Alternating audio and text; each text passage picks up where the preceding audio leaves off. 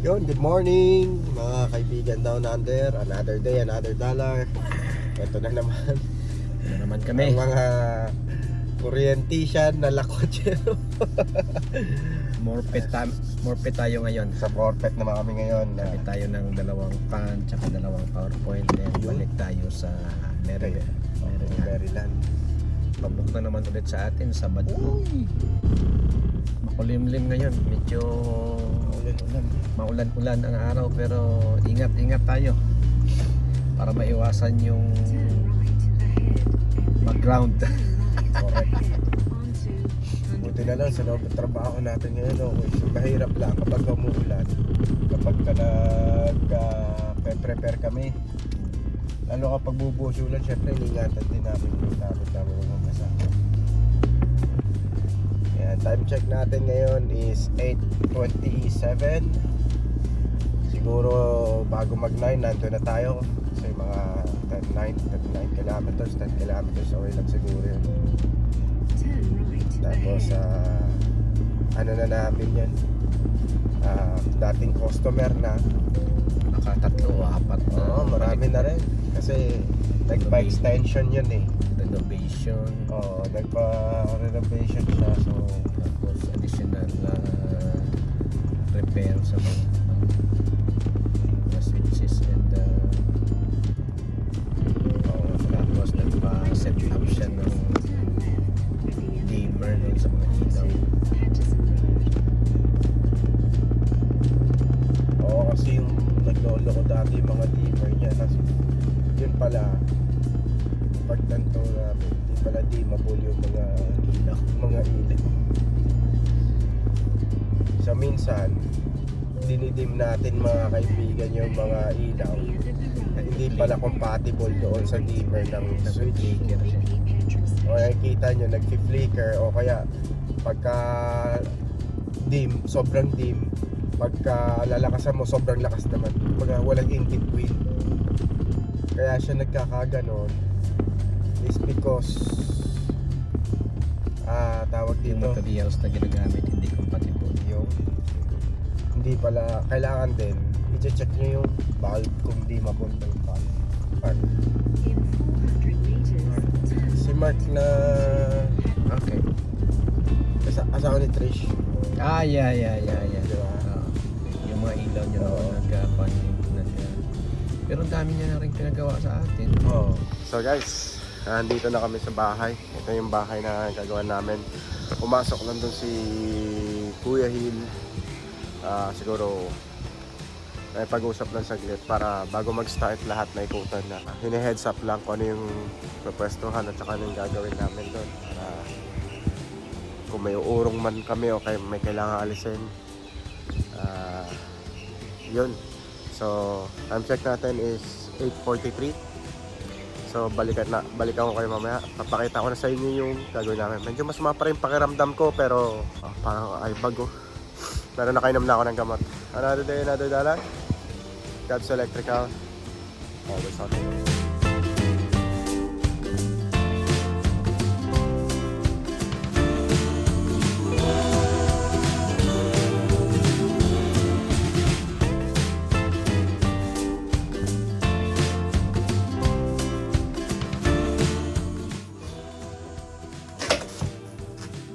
Magpapakabit kayo ng ceiling fan. Pwede kayong bumili na sarili nyo. Pwede rin kami. Pwede rin mag-supply. Nung nagsimula ako ng electrical dito sa Australia, ito unang ginawa ko. Nagabuo lang ako dati. Ngayon ako na yung sinasabi. Medyo lang. Meron yung plastic lang dito. Isa po, isa papel, isa plastic. Unahin niyo yan kasi minsan na ulit tayo.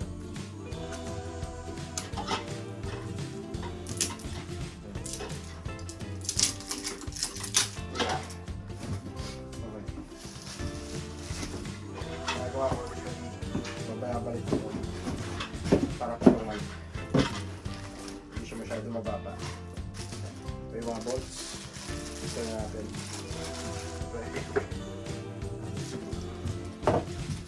Habang pinapanood niyo ako, ano ang dapat gawin para umunlad yung Pilipinas natin? Ha? Yun na lang susi, no? Kailangan bitayin yung mga natin. Tanggalin yung Congress. Hindi ako bakit kami din nag-frustrate, lalo na kami mga nasa ibang bansa. Kami mga nasa ibang bansa. Na-experience namin yung gobyerno dito. Na-experience namin yung gobyerno. Alam niyo ba kung paano mangampanya ang mga mayor dito? Sa lahat ng mga politiko dito, sobrang layo sa pangangampanya dyan sa Pilipinas.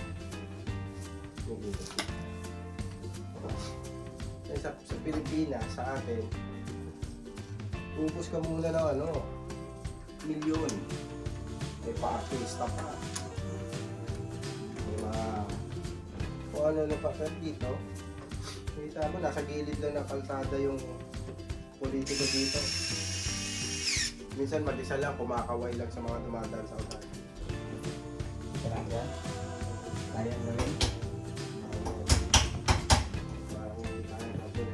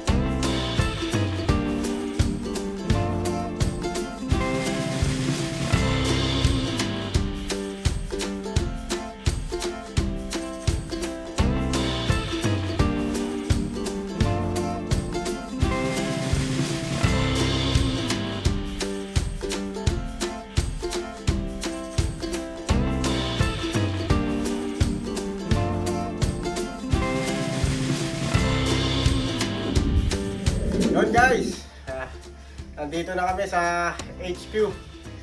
Back to base muna kami. Kulang yung kulang yung parts nung binili ni Tabata na ceiling fan kasi nakita niyo naman sa video haba talaga. Ang taas ng nung ceiling niya, tapos pa-triangle.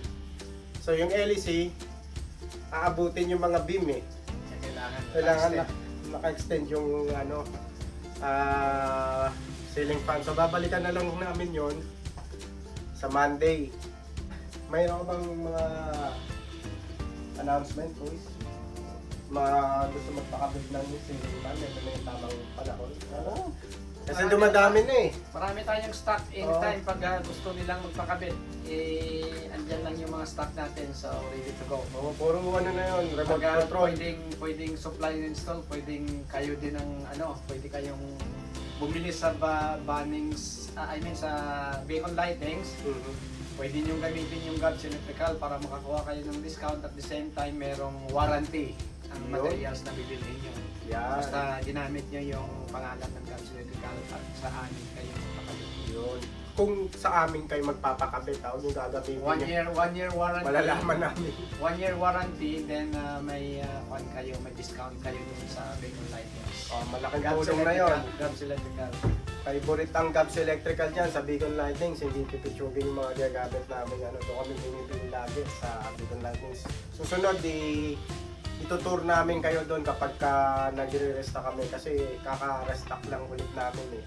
So sa susunod kapag nag-restock ulit kami, isasama namin kayo doon para makita nyo yung Pwede mong picturean yan yung mga stock natin. yan, may papakita. Ay, dami na pala Nakalay din. Naka-schedule na kasi. Ito kasi mga din, hindi naman natatambak to dito eh. Lahat yan naka-schedule na. So, Ang ganda na yung lalo na itong mga, puro sa Beacon Lightings na meron pang anim doon mamaya papakita ko sa inyo. At yan naman, mas maganda na yung ready to go siya na pag kailangan meron tayo. Hindi na kayo i-schedule na kagad namin kayo. Yun lang, maganda kasi na pagkakataon na to para magpakabit kayo ng mga ceiling fan, exhaust fan, ganyan. Kasi papalapit na naman ng summer. Oo. So mag-i-spring na next month tapos summer na. Magbibisi na naman kami yan. Ang kagandahan kasi nito meron siyang reverse Pang-winter, operation oo. pang winter. Tsaka forward operation para naman pag summer. Ay, di ba Kuis, nadidim din yung ilaw niya? Merong merong dimmer at selector yung ilaw niya. Pwedeng 3 color selector tapos nadidim din siya. Ayun guys. As of now, meron kami netong 12. Pero lahat may may-ari na. Na-schedule na lahat eh. Yun lang. Sige. Pagka kailangan nyo ng service ng Gabs Electrical, alam nyo na kung paano nyo kontakin si Kuya. Sabihin nyo lang kami at darating kami dyan. Inspect muna namin. Tapos bigyan namin kayo ng code. Kung magkaintindihan tayo sa code, gagawin namin. Normally, meron kaming inspection fee, Kuis, di ba? Pag malayo. Pag malayo. Pero pag malapit lang, okay lang. Pero nababawasan pa yun kapag nakukuha natin. Pag nakuha natin yung na-waive yung inspection fee. Yun. Sige guys, maraming salamat. Another day, another dollar. Bukas, iba naman yung papakita namin sa inyo na trabaho. Bye-bye!